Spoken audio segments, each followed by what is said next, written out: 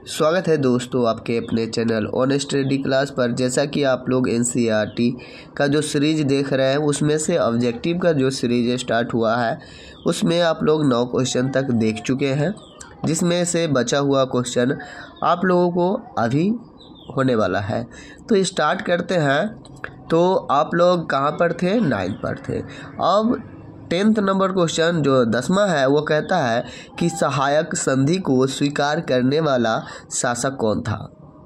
यानी कि प्रथम शासक जो है पहला कौन था, तो हम दूसरा भी यहाँ पर लिखे हुए हैं। तो देखिए, अंग्रेज द्वारा जब उसको पता चल गया कि हम जो है यहाँ पर अपना कब्जा जो है कर सकते हैं, अपना लाभ प्राप्त कर सकते हैं, तो उन लोगों ने क्या किया कि बहुत से राजाओं को अपना जो है सहायक संधि को स्वीकार करने के लिए विवश किया और जो राजा थे जो इससे नहीं माने उसको युद्ध से हराया गया, और जो राजा है उसको विलय नीति द्वारा जो है अपना लिया गया। यानी कि किसी भी तरह से राजा को हथिया लेना, यानी अपने बस में कर लेना। ठीक है, राजा भी बनना वो नहीं चाहते थे क्योंकि उनको मुनाफा कमाना था, जैसा कि आप लोग देखे इतिहास में। तो चलिए आगे बढ़ते हैं। तो इसका जो आंसर है वह है हैदराबाद का निज़ाम और दूसरा है अवध का नवाब। एकदम ये सब इम्पोर्टेंट क्वेश्चन है। सहायक संधि को स्वीकार करने वाला प्रथम जो शासक है वह है हैदराबाद का निज़ाम और दूसरा भी तो अवध का नवाब।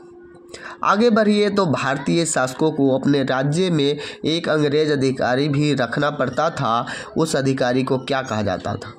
तो उस अधिकारी को रेजिडेंट कहा जाता था। क्या कहा जाता था? रेजिडेंट कहा जाता था। परंतु ये अधिकारी अंग्रेज इसलिए रखते थे क्योंकि वहाँ क्या चल रहा है, आंतरिक गतिविधियों को वो पता लगा लेते थे और इसी के लिए वो रखे हुए थे। क्लियर? अगला क्वेश्चन है, शेर मैसूर के नाम से जाना जाता है। तो टीपू सुल्तान के बारे में आप जानते हैं कि इनके बारे में कहानी भी आपको मैं पिछले वीडियो में बता चुके हैं, जो कि आपको पता होगा। तो काहे शेर मैसूर पर नाम इनका वो उसमें है। चलिए हम समझ लेते हैं विलय नीति क्या है। दम chapter by chapter step by step question भी है। आगे आप लोगों को भूगोल का सीरीज मिलेगा, जिसमें जो अभी पढ़ा रहे हैं वहाँ पर भूगोल के सीरीज में ऑब्जेक्टिव क्वेश्चन बहुत इंपॉर्टेंट होने वाला है। सारे क्वेश्चन जो है वो एनसीईआरटी बुक से मैं खुद तैयार करता हूँ, नहीं किसी जगह से उठाया हुआ क्वेश्चन है। इसलिए हो सकता है इसको लिखने में कहीं पर गलती हो गया हो, क्वेश्चन बनाने में भी गलती हो सकती है, इसलिए क्योंकि बीच में से उठाया गया क्वेश्चन है। सो आप समझ पा रहे हैं, परंतु आपको यहाँ पर ये क्वेश्चन जानना बहुत ज़रूरी हो जाता है, इसलिए मैं कोशिश करता हूँ कि आप लोग इसके बारे में जानें। चलिए विलय नीति को जान लेते हैं। विलय नीति लॉर्ड डलहौजी द्वारा कथित रूप से दिया गया एक अनुलग्न नीति थी। ठीक, देखिए यहाँ पर जो क्वेश्चन आजकल जो पूछे जाते हैं वो पॉइंट बाय नहीं पूछे जाते हैं, यानी कि पॉइंट आपको दे करके उसका कहानी पूछा जा सकता है। मतलब कैसे पूछा जाता है कि उस जगह का सारे नॉलेज होनी चाहिए, इसीलिए यहाँ पर विलय नीति को आपको बताना सही समझे। सो यहाँ पर देखिए, इस नीति के अंतर्गत अगर किसी शासक की मृत्यु हो जाती है और उसका अपना कोई पुत्र नहीं होता तो उसके राज्य को अपनी कंपनी अपने नियंत्रण में ले लेती थी।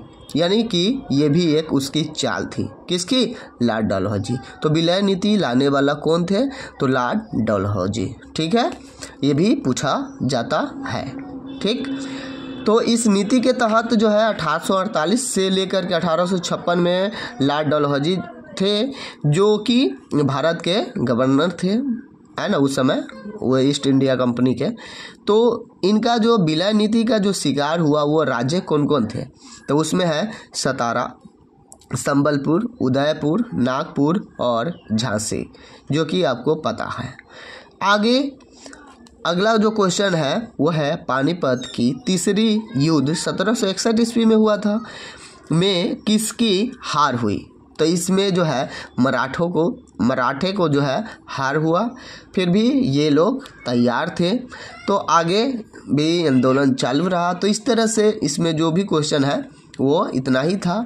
आगे आप लोगों का भूगोल का क्वेश्चन आएगा और सारे के सारे इम्पोर्टेंट क्वेश्चन होते हैं, इसलिए आप लोग इसे नोट भी कर सकते हैं और आप नोट बना करके इसको रख भी सकते हैं कि कितना हेल्पफुल है। अगर आप लोग इस चैनल पर नए हैं तो इस चैनल से जुड़ने के लिए आप जो है चैनल को सब्सक्राइब कर लीजिए, ताकि जो भी एनसीईआरटी का जो क्वेश्चन है और जो भी रीडिंग है तो वो आप लोगों को जो है मिल जाएगा इस चैनल के माध्यम से। तो फिर मिलते हैं नेक्स्ट वीडियो में, तब तक आप लोग अच्छे से पढ़ाई कीजिए। Thank you for watching.